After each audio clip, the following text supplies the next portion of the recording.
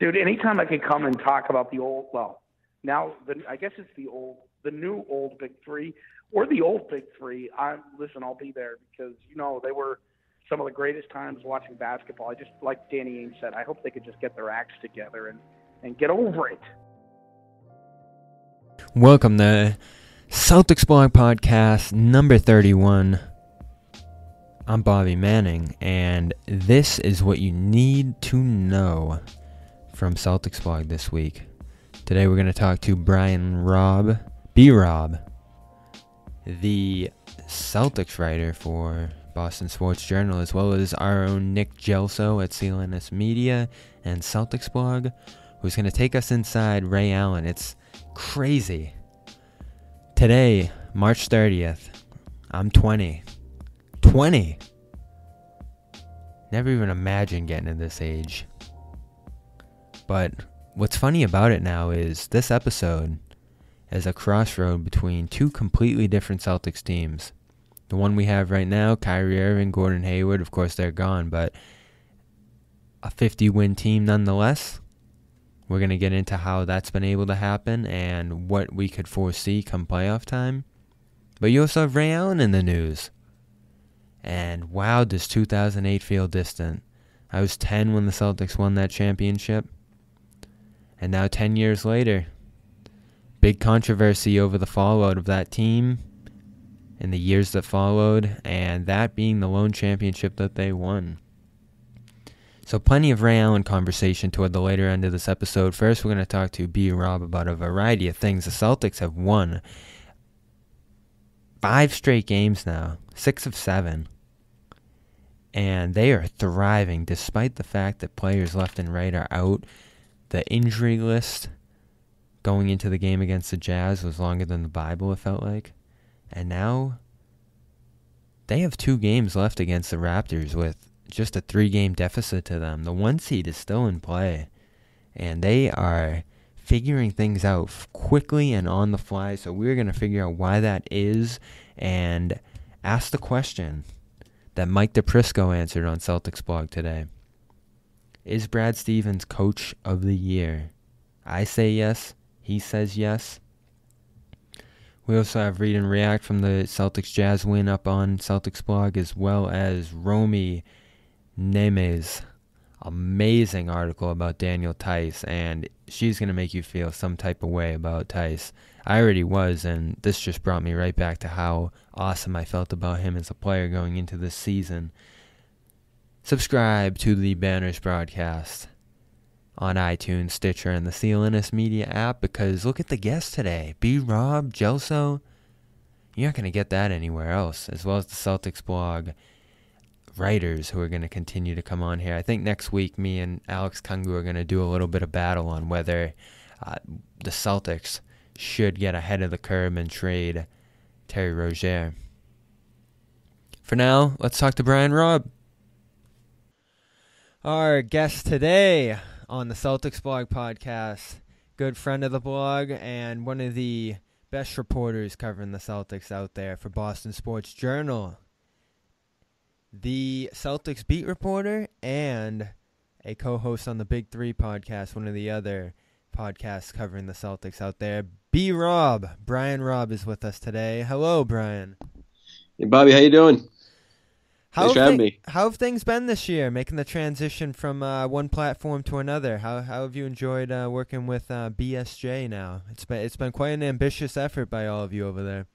Yeah, no, thanks. It's been going great so far. Definitely, obviously been working with the league company over there with Greg Bedard and Sean McAdam, Chris Price, Joe McDonald, guys who've been on their respective beats for years upon years. So was definitely excited to, cover the team at home, on the road throughout the year. And obviously it's been quite the year from night 1 all the way through last night's win in Utah. So it's been a fun ride, and definitely have been enjoying every step of the way, and appreciate all the support from everyone out there during it. Yeah. Do you feel like you're part of something special? I mean, this is you guys were early in that wave of subscription services popping up. Now, of course, The Athletic was even behind you guys, it felt like. this is kind of the new model in journalism. It's kind of moving in this direction. And I know for me, it's been very, it's been a lot of work, which is understandable. We're trying to outwork everyone else, obviously, on a daily basis. But it's also been fun in terms of just the kind of coverage we're able to do there, kind of really go in depth, nitty gritty stuff not necessarily you're going to see other places in terms of breaking down plays, games, free agent trade-off possibilities, things like that. So try to kind of look at it from a different angle. So, you make it worth the price of subscription for people out there that do subscribe. That we're thankful that for the people that do. Yeah, I talked with John Corrales on my podcast yesterday about the fact that people are finally willing to pay for something again. It feels like we had gotten in such a mode where everything online was so wide open and free that just became the expectation, and now to see it go the other way is pretty cool. It definitely is. So let's get into Celtics talk. There's a lot of good things going on with this team outside of the health report, which reads like a movie script right now. Yeah. 5 straight wins for the Celtics with their undermanned units. Of course, 3 game-winning shots over the last 5 games. And the big topic right now is Brad Stevens, Coach of the Year, possibly. There's a lot of hot candidates in the running. And we've gotten back into that mode where it feels like those out-of-timeout plays at the end of games just feel so automatic again. The way that last night came together, in particular, the Utah win. Can you break down that play a little bit for the listeners out there? It came together so quickly, and everything just happened within like the flash of a lightning bolt. It was just an incredible. I mean, that whole final 2-minute sequence when it looked like the Celtics were done, down 6, and then Brad Stevens switches back to that 2-3 zone. It gets a couple stops, gets them back into the game, and then everyone. I think even Brand Scalabrine was talking about on the broadcast was surprised to see Ojale on the floor for that final play and batting the ball, but sure enough, he was, a critical part of that play. Brad Stevens said after the game, I actually broke it down on Boston Sports Journal today in depth that, the play was for Larkin to kind of get a quick look, kind of sneak in a layup at the rim, but the Jazz collapsed on him quickly. Yeah, and that guy named Gobert in there. Exactly. That a guy named Gobert thought, I'm not going to pay attention too much to this Ojale character who kind of ran through the lane right before Larkin drove, and then went back out to the 3-point line. And Larkin, to his credit, drove strong. Jaylen Brown tried to pin down to create some space for him, but 3 Jazz defenders collapsed there. And Larkin made, I thought, maybe the best part of the play, the pass he made was just like a ridiculous angle, had a lot of mustard on it to get it all the way out to Ojale at the top of the key on the left wing with plenty of time to go. And Ojale stayed composed, waited for Donovan Mitchell to roll by him, saw the better shooter to his right, Jaylen Brown, getting into space, and then, Brown, again, took his time.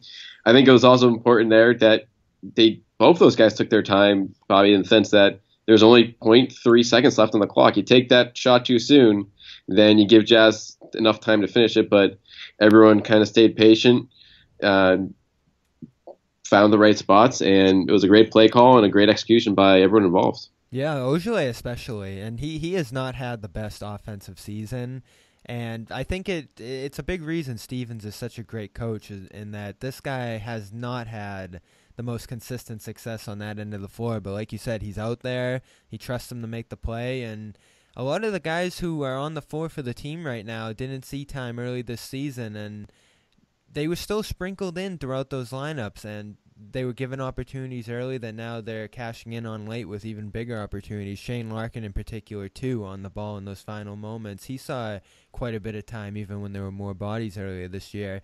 So that leads me into my Coach of the Year conversation. And, I'm sure Stevens isn't that concerned about it, but I am. Because you look at the games played across here. Hayward's missed 73. Irving's missed 14. Morris, 25. They've missed 20 from Smart. 8 from Horford. 11 from Brown. And we were having the conversation on Twitter last night. It's obviously not the most adversity award. But I think a big part of it is the cards you're dealt and what you do with them. And, Dwayne Casey's done a fantastic job. I can't take credit away from him for how he switched up the system up there in Toronto, changed the perception of them, got everyone playing in a completely different manner. Great coaching accomplishments, but I think it's far and away Stevens. What do you think is the most important trait when it comes to Coach of the Year, and who is your favorite right now? Yeah, I feel like it's a bit just based on how these league-wide awards get voted on by. I feel like it's a mix of, again, like how a coach or a player does in regard to expectations. Just obviously, I think you have to be an elite coach. I mean, in terms of what your team is doing to get the Coach of the Year honor, which I feel like puts Brad Stevens and Dwayne Casey right up front as front runners. And before these last couple weeks, I think Casey had the inside track there, just based on how well Toronto was rolling, as you mentioned, just how much he's revamped the offensive system up there and how well that's worked. But these last couple of weeks here, with once Irving went down, once Smart went down again, and for the fact that Celtics, they won this, they swept this road trip against, there's a couple of bad teams on there, but obviously Portland and Utah, they're still playing for their playoff lives right now. They've been two of the best teams in the league in the second half of the year. And the Celtics have now swept the 4-game road trip in since the Big Three era, 2009. Mm-hmm. So for me, it's really just like who's made the most out of what you have, and taking nothing away from Dwayne Casey, but they've been pretty healthy all year up there in Toronto. They've Lowry, DeRozan, Ibaka, that whole starting five core has been there all year long. Brad Stevens lost an All-Star on night one. The talk was immediately after that was like, all right, they're going to make the playoffs, but they're probably looking at a 4, 5, 6 seed, something like that. And then you factor in the Irving injury now, a bunch of other important rotation injuries, Morris, Smart, etc., over the course of the year, and just what he's gotten out of this group. I think these last couple of weeks have just tipped the scale in Stevens' direction and for that honor.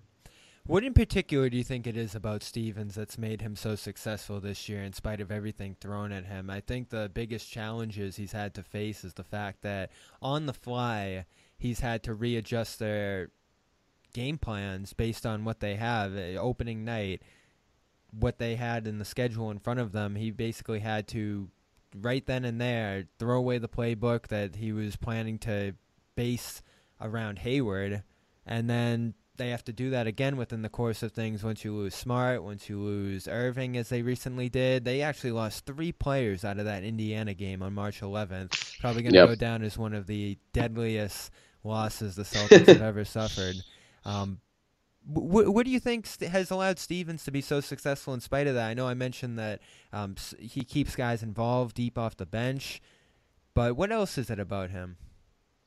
Yeah, I do. I think that's a big part of it. By what you just mentioned, is he maybe just as well as any coach in the league, he keeps guys engaged 1 through 15. I feel like there's been a spot at every point in this season where he's called on someone for big minutes in a critical spot, whether that's a guy like Nader or Ojale or Larkin, even a guy like Jabari Bird. Like the Celtics were looking at an 0-3 start to the year in Philadelphia back in that first week of the season, and then he says, you know what, I'm going to call up this two-way guy in Bird.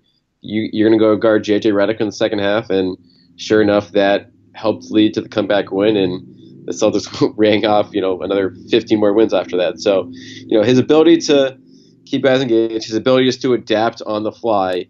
A lot of coaches are set in their ways in terms of how they want to play their system on any given night, how they want to defend on any given night. He mixes and matches probably just as well as everyone to certain situations. I think, again, last night against the Jazz, going to that 2-3 zone, both in the third and the fourth quarter down crunch time, that really gave the Celtics, without the necessary manpower, the opportunity to win that game, because the Jazz was tearing them up in the pick and roll, and you go to something that is unorthodox, but he's not afraid to experiment with things like that, roll the hot hand when it applies, and you build that with building good confidence in your players as well, and you get an unlikely, potentially 55-win team this year.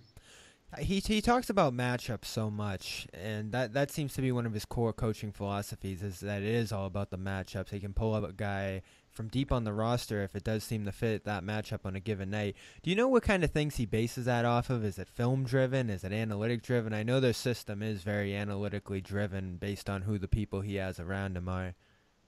Yeah, it's a bit of everything, I think. I know he has, the video guys on his staff work really hard. And they are, out watching everyone's planning games upon games ahead of time for future opponents. So when, that opponent does come up in the schedule, like Stevens has all the information he could need on them. And he, as a head coach, like he's working just as hard on game 1 as, game 75, I feel like he just tries to make the best. He doesn't take a game like last night in Utah and be like, listen, we don't have a chance here with like 6 rotation players out. Like, no, he's seeing how can I get by? How can I make the best out of what we have left? Putting guys like Tatum and Jaylen Brown in spots where they can carry the offense while also doing the best to not disrupt the second unit flow by bringing a guy like Gershon Yabusele into the starting lineup so everything else can stay in place continuity-wise with the other units. So it's a mix of everything. It changes on a nightly basis for him, but there's no question as far as like being prepared from an information standpoint, both with video and numbers. That his entire staff works their butts off. We're talking to Brian Robb, Celtics reporter for Boston Sports Journal. Check out his analysis on the Jazz win over there on that site, and our own Mike DePrisco made his case for Brad Stevens as Coach of the Year over at CelticsBlog.com, so check those 2 things out. Let's talk lineups a little bit. Now that Irving, Smart, all of them are gone, they've had about 8 games since March 11th, I believe, to test out new lineups. The one they've used most in particular in terms of minutes is Baines, Horford, Morris, Rozier, and Tatum, 52 minutes with a net rating of 21, not the greatest sample size there in just 50 minutes, but what lineups have stuck out to you in particular that you think the Celtics might be leaning on come playoff time with the group they currently have? Yeah, so I mean, it seems like Brad Stevens continually likes that flexibility in late game situations. So I feel like the group we're going to see most often, particularly if Irving is sidelined, in that for the first round is Rozier, Jaylen Brown, Tatum, Morris, and Horford. And that's a group, again, that gives you a lot of versatility on the wings, a lot of switchability. And I feel like when you're going to be playing a lot of wing-heavy lineups potentially, whether that's going to be Miami or Milwaukee in all likelihood in the first round, that's going to be critical. And the other, you're going to have a couple wild cards there. You can, Greg Monroe obviously saw crunch time minutes last night with Horford out, and I think he will, for offensive purposes, get the call there on certain possessions. And I think the other variable we could see here, Bobby, is a guy like Shane Larkin, who, again, he played a team high, I think it was 32 to 34 minutes right now. Him and Ojale were right there. And so those are the 2 guys where I feel like situationally, matchup-wise, they could be getting a call from a defensive standpoint, because Ojale obviously gives you just someone who can guard 4 different positions. Isn't going to give you much on the offensive end, obviously, but can really hold his own on that end of the floor. And Larkin, as far as ball pressure goes, defensively on opposing point guards, I feel like he's a little bit more reliable than Rozier in that front. So if a team is getting into a rhythm, particularly in the pick and roll, and you want to disrupt that a little bit, Larkin's a guy I feel like that could get up there. And if they want to go super small and maybe have him replace Morris in the lineup, or obviously if you want to go super defensive minded, you can go Ojale over a guy like Tatum, who I feel like, again, is a little bit ahead of Tatum on the defensive end of the floor right now. Real quickly, it does seem like Morris and Tatum in particular have started to play better as the season has gone on together on the court. I felt like that was kind of an awkward mix early on. Numbers are looking a little better there when those two are together. They both seem to operate in similar spots on the floor when they're out there. What do you think of them as a duo when they're out there? Yeah, I'm with you. I think that's a great point by you, Bobby, just in terms of them gaining some rhythm here. Because that lineup with Irving in place of Rozier, that was not a good lineup for this team for the first half of the year with Irving, Brown, Tatum, Morris, Horford. I think that was the lineup that Brad Stevens probably thought he was going to be playing most of this year and starting, but it just never seemed to click. And I think a lot of that was because of Morris's injury issues. Mm-hmm. A lot of it was because of just like rebounding issues with that lineup, since you don't have a true big man there to kind of clean up the glass. But now, as Morris has gotten healthy, his play has really improved, and they both are really found their rhythm in terms of just being able to find each other on the floor. They have the length to get their shots off over other people, and defensively, when Morris is moving well, Tatum, he can struggle against faster guys, but I think he's held his own better than most anyone could have expected going into this year. I don't know what you think about that, Bobby, but especially around the rim, right? So you put that's just a tough matchup for opponents when they're out there together. And so finally in the last month, I think we are finally seeing what Brad Stevens was hoping would be there from November on, but without Irving on the floor, those guys are going to be having those guys out there together. It's going to be critical for this team to stay afloat offensively. Well, let's check in on that trainer's office because they overhauled the staff over the summer. I think they're going to need reinforcements with how many guys are in there at this point. Horford and Morris were on the men for the Utah game. How big of a concern are they going forward? And at this point, what is the hope when it comes to a possible return for Smart and Irving come playoff time? Yeah, so I don't think the Horford and Morris injuries are anything to worry about too much right now. I think that was a situation last night in Utah where if that was a playoff game, those guys would be playing. But at this point, with the number 2 seed wrapped up, you can't obviously afford to lose anyone else. There's no need to risk anything with just a week and a half, 2 weeks left in the regular season. So I expect those guys to get some spot duty, if not Saturday, then next week, but also get their fair share of rest down the stretch here.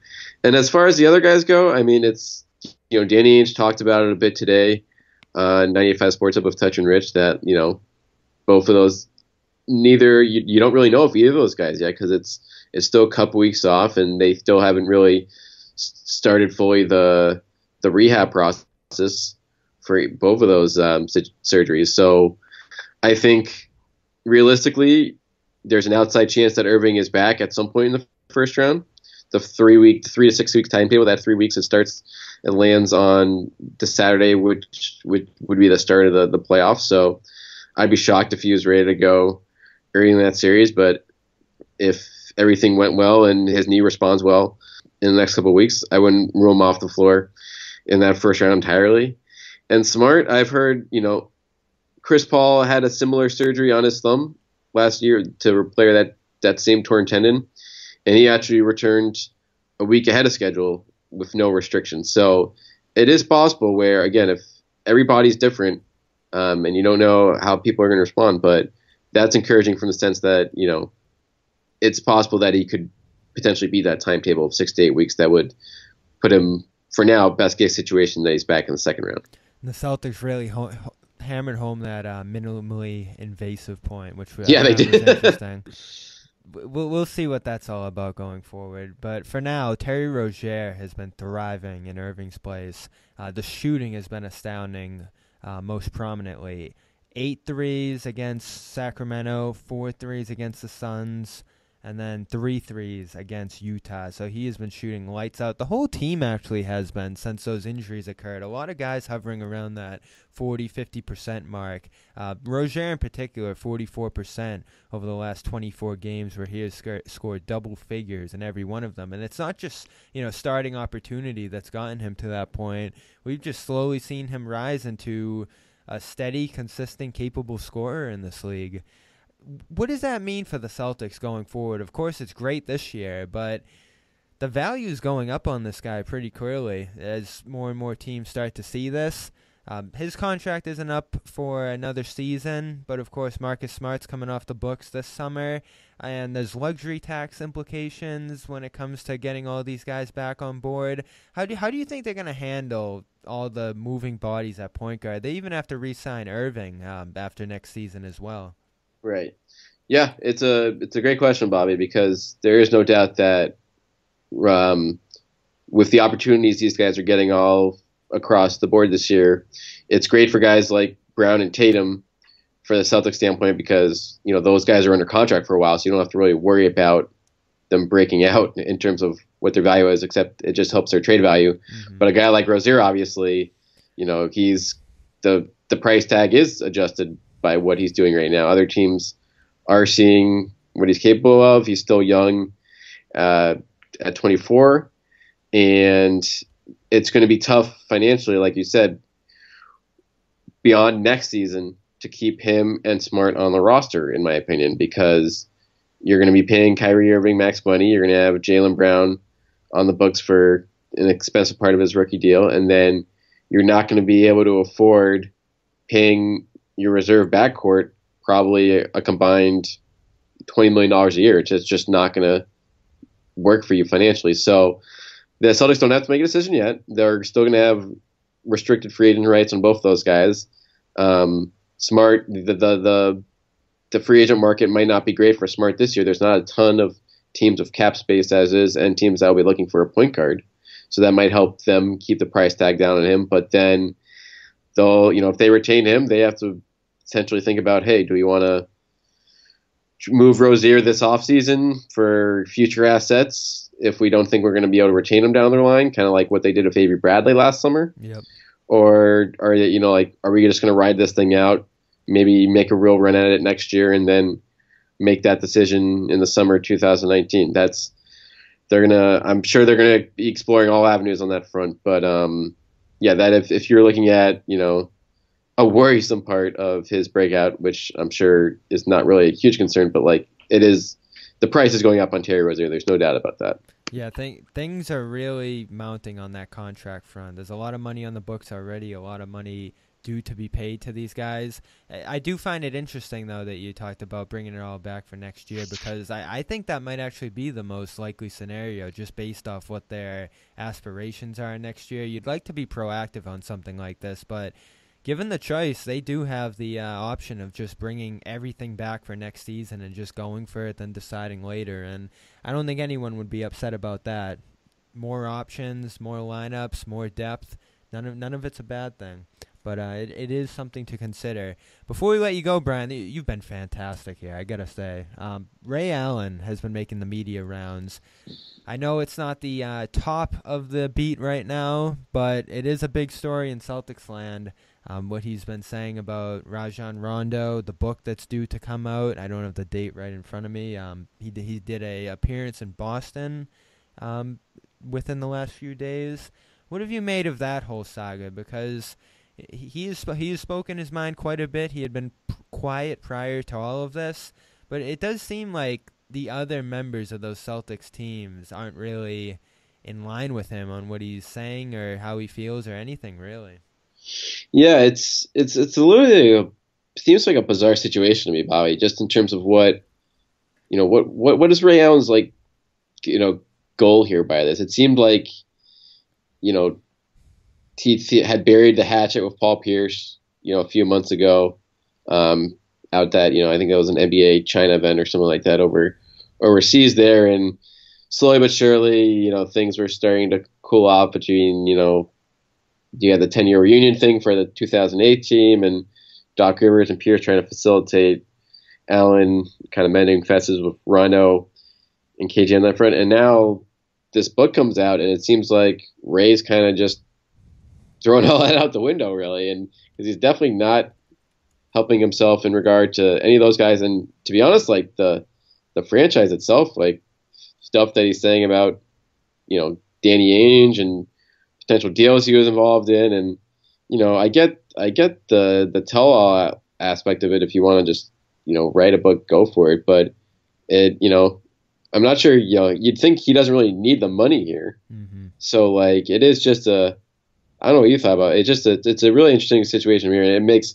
what it really does is it just makes, I feel like, any type of, long-term, healing between all those sides that much more tougher now that this is all out there. And there's a lot of egos at play in the starting lineup there. Every one of these guys has gone on to become such massive stars. Even Rondo in particular, he wasn't on that big three level, but he has carved out quite a career in the days since that championship. What stuck out to me was when they were discussing it on the air, Brian Scalabrine kind of just shaking his head because Scalabrine doesn't have the biggest ego or horse in all of this, really. He just seems like kind of a neutral figure in it all. And right. Him sitting there shaking his head and being like, I don't know about all of this, that made it seem weird to me. So I'm interested to read the book to see what he says. It is out actually now, so with a foreword from Spike Lee, actually. So, yeah, he doesn't need the money. He's got that Jesus Shuttlesworth money still, I'm sure. But also bizarre. And with Pierce's number going into the rafters, 10-year anniversary of that championship, you think it'd all be shored up at this point. But it seems like the tensions are just still so hot on both sides of this. Yeah, I think it's a great point that with Brian Scalabrine, Danny Ainge, these are guys who have been the bystanders in this, like between the two sides over the years. They haven't really had a true dog in the fight. So when guys like that are shrugging it off, that kind of speaks volumes in my mind. Real quick before you go, do you think his number will ever be retired? No, by the Celtics. I do not. I think there's a very slim chance of it happening to begin with. But I think this book might honestly just close the door on it. To be perfectly frank, I don't see it happening. That's Brian Robb, Boston Sports Journal. You got to read his coverage, and you were fantastic today, Brian. One of my favorite guests I've had on here so far. Nice, conversative, so good. It's great analysis too. So you have a good one, and we will continue to look for your tweets, articles, and everything else out there. Thank you. Thanks so much for having me, Bobby. Pleasure.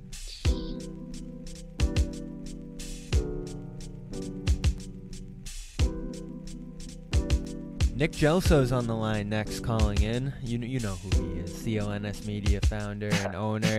He was at the Wilbur Theater last night, or a couple nights ago. When was that? No, last night. Yeah, last night. Bro. So I was right the first time. Ray Allen speaking out about his experience leaving the Celtics. Of course, he has a new book out as of March 27th about his career and departure from the Celtics. What were your thoughts about the speech he made, the interview he had at the theater in particular, Nick? What was the biggest takeaway you had from that? Well, let me start with Bobby. I think most people know I'm a big Ray apologist. So, I'm not going to come on and bash Ray, but I will say what night was it? Wednesday night was one of the softer interviews I've ever seen, and it was followed up on Thursday with his appearance on First Take. But yeah, man, I mean, they talked a lot about diet, which I know is important to Ray, and I think it should be important to other people. They talked a lot about KG, mentioned Garnett, quite often. One name that was not mentioned at all was Paul Pierce, and we can talk about that in a second. Rondo's name would not have been mentioned had actually, I know the guy, Matt Roboto, was in the audience, and I recognize his voice. They were talking about Ray hitting the three-point shot that made him the three-point king, and how prior to the game, his teammates were fighting over who was going to give him the assist. Well, the assist, of course, went to Rondo that year. He failed to mention that, and Matt in the audience yelled out, "Who threw the pass?" And Ray ignored it. Now, I can't remember the gentleman's name who interviewed Ray. I know he's from Hartford, but I don't think he knew it was Rondo. So he actually, because they weren't taking questions from the crowd, but he actually referred back to it and said, "Ray, who did throw the pass?" And Ray went, "Rondo." And that was the end of it. So that was the only mention of Rondo. Clearly there's a lot, I think. I mean, I'm not in Ray's head. I do know him. I got a chance to talk to him a little bit, which was fun. And he didn't mention anything about this. This is pure speculation. But taking away from the book and the comments at the Wilbur, it feels to me like he has a lot of regrets in regards to how his relationship has devolved, I guess is a good word, with Kevin Garnett. But no mention of Paul Pierce, really basically no mention of Rondo. A lot of talk about Doc, a lot of talk about Seattle and Milwaukee, and a lot of talk about the people of Boston. But there's definitely a bit of uncomfortableness, and there was in the crowd. I mean, when the guy who was hosting the Q&A mentioned Ray leaving Boston for Miami, the audience booed, which was kind of interesting. Yeah. You know? So, but it was Bobby. It was more soft than Sesame Street, man. It was really not Ray's toughest interview. And luckily Stephen A. Smith did get into him a little bit. The best question he asked was, "Did you make the call, Ray? After he left the team, did you make the call?" And he didn't. He didn't call the guys. He didn't explain that decision to them. And I felt that similar sense of regret from that interview that you expressed right there. He really honed in on the memories, how the team back then was more of a family. He talked about how he knew every guy's wives. He didn't call it the Big Three. He called it the Big 12 because everybody played a big part, and he was naming the teammates. And then the fact that they were always there for Halloween, not just the Celtics, but other teams as well. He got into that as well, and there was that deep sense of regret. But he still doesn't get to the crux of the issue, and you just hit it right on the head right there. It was the Heat. And Stephen A. Smith got into that too. Like that was the biggest rival of them at the time. And he talked about the other offers he had, everything else that was on the table back then. But at the end of the day, he still went to the Heat, and he won a championship there. He helped close the window on those Celtics teams on the other side with LeBron. I know you're a big Ray Allen guy, but I'm sure that's something you can relate to as well, as the fact that he went to LeBron's team, and that's still something that's hard for some people to swallow. Yeah, even me. I mean, being a Ray Allen apologist, that was killer, man. I think what really tortured me about the move was that he was offered more in the end and a no-trade clause and turned all that down and still went to Miami. The one thing on Wednesday that he said there was many interesting things, but the one really interesting, there were a lot of innuendos. I mean, he had talked about, you know, and it was almost like he was getting set up to be a motivational speaker because it was a lot of motivational stuff. Yeah. And he had talked about, you know, to the audience, you know, a piece of advice is look at yourself 10 years from now and think about how you behave now. And like I said, the interview was a bit soft. I mean, as an interviewer myself, I probably my next question would have been, what do you regret from 10 years ago, Ray? Because it just happens 10 years ago as the 08 championship. Yeah. But he didn't do that. And, you know, Ray skipped over it and skipped over the topic and then came back to it again and kind of said, you know, there were times in my life where I felt like I should have just walked into the coach's office or the GM's office and said, this is what I want. This is what I need.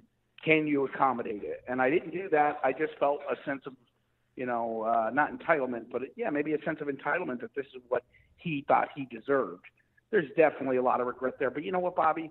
I believe that there's a lot more to this story between Rondo, Ray, KG, and even Paul to a certain extent than you, me, Stephen A. Smith, the man in the moon will ever know. That's still inside that locker room. And we'll never. There's more to the story. I mean, Kevin Garnett, you know, but 10 years, you know, 8 years later, is he still going to be upset that he left for Miami?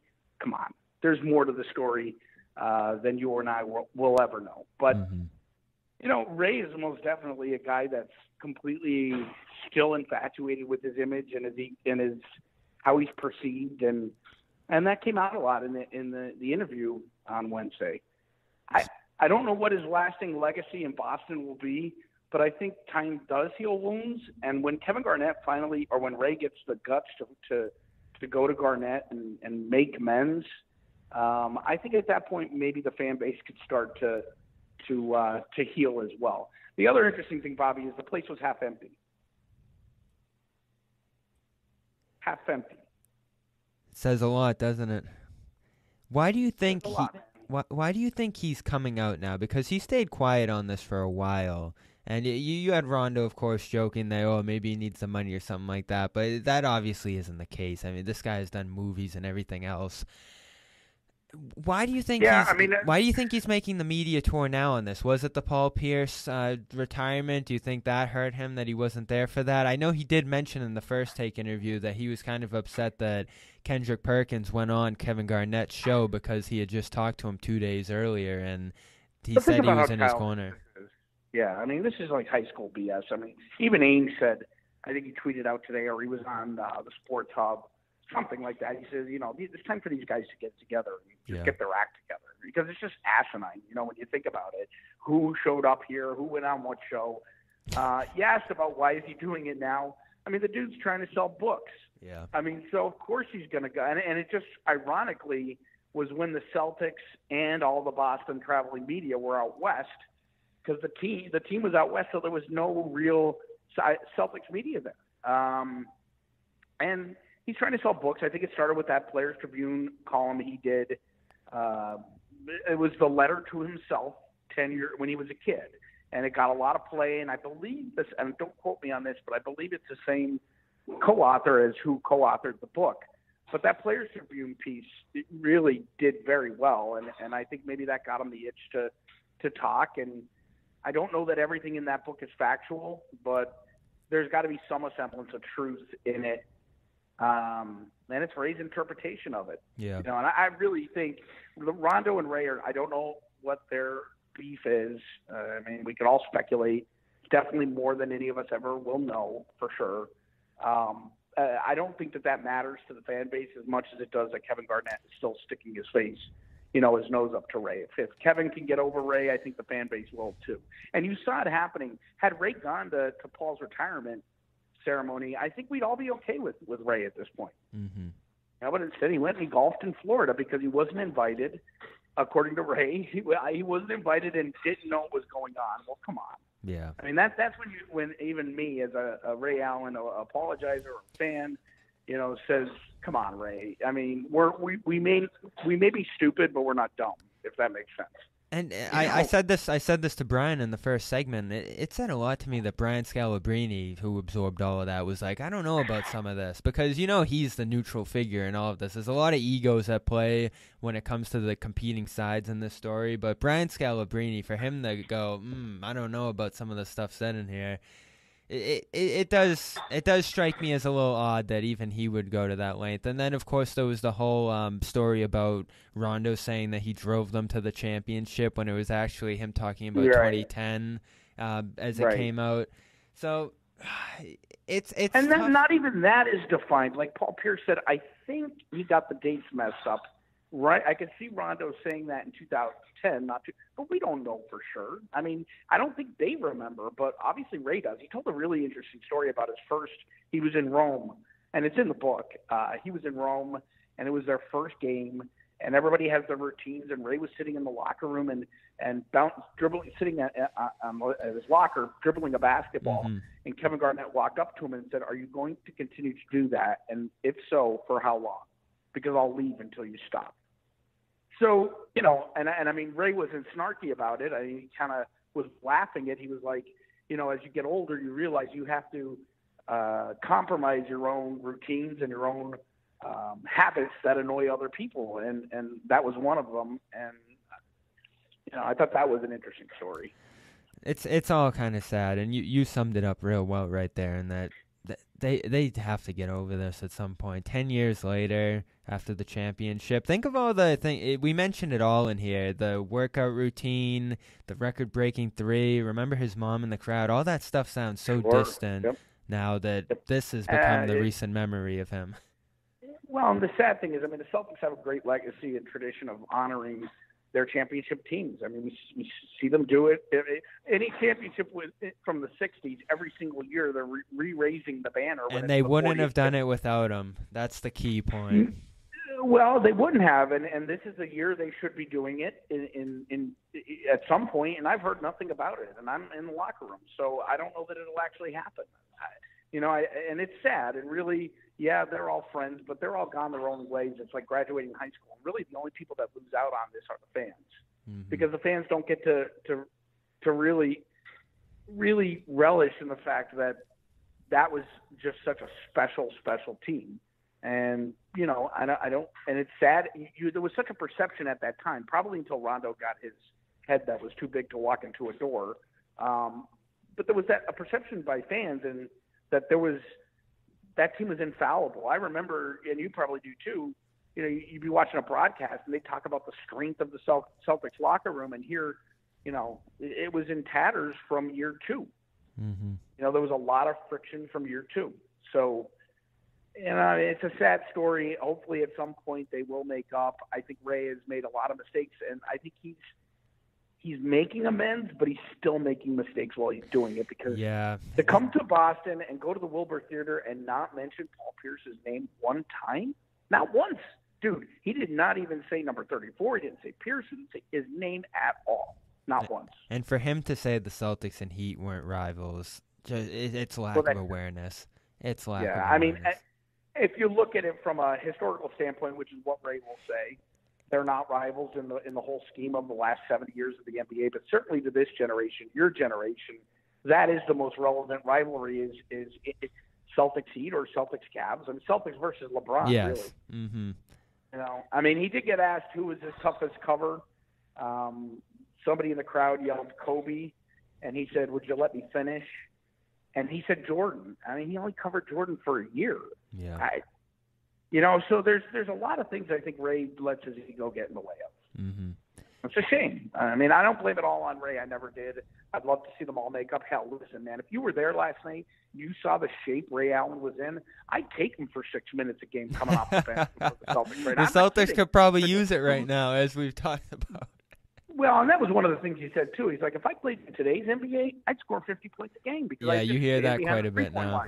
You know, and so exceptional talent, still a complete class act, still very contrived in his responses. He's still Ray Allen, you know, so see what happens, man. We'll see what happens. I've forgiven him because I've always been a Ray apologist. I'll leave you with that. That's Nick Gelso. I'm sure we will have a lot of Ray Allen reaction to come for months and years on Celtics blog and CLNS media, as well as the fallout of this book as we continue to get more details out of it. Thanks for joining us, Nick. And thanks for having me, man. That is our show for today. Good to be 20. Thanks for the happy birthdays, guys. And I'm going to be here for more episodes to come. Number 32 next week. We will talk to you then. Probably going to be me and Alex Kungu going at it again. And we'll continue to hear from the rest of the cast as well. Maybe we'll talk to Romy about her Daniel Tice article as well. Don't have a concrete plan for next week, but when it comes, subscribe. iTunes, Stitcher, and the CLNS Media mobile app. That is where you can find our shows every week. It's the best way to reward me for my birthday. Also, Celtics took part in a political demonstration in Sacramento this past week. I didn't get into it on this episode because we don't discuss politics on Celtics blog, but I hit on it with John Corrales on the latest Bobcast. So if you want to hear something about that, I have a podcast up on that. Go check that out. As well as the great content we have up at the blog right now, CelticsBlog.com. I'm Bobby Manning. This is Banners Broadcast, Celtics Blog Pod, number 31. We will talk to you next week. Good night. Reunion Arena in Dallas, where the Mavs and Lakers are playing tonight, was built in 1980. Now, you couldn't ask for a better facility. It's easily accessible, has all the comforts of a theater, and there isn't a bad seat in the house. But for some reason, there are those who prefer the Boston Garden. Mostly those who wear Celtic green. What is so special about the Boston Garden other than the fact that it's 1,000 years old? Let's take a look. First of all, a garden it's not. It's a train station, really. One flight up and you're on the fabled parquet floor. Now, before you get all misty-eyed about the parquet, take a closer look. Welcome to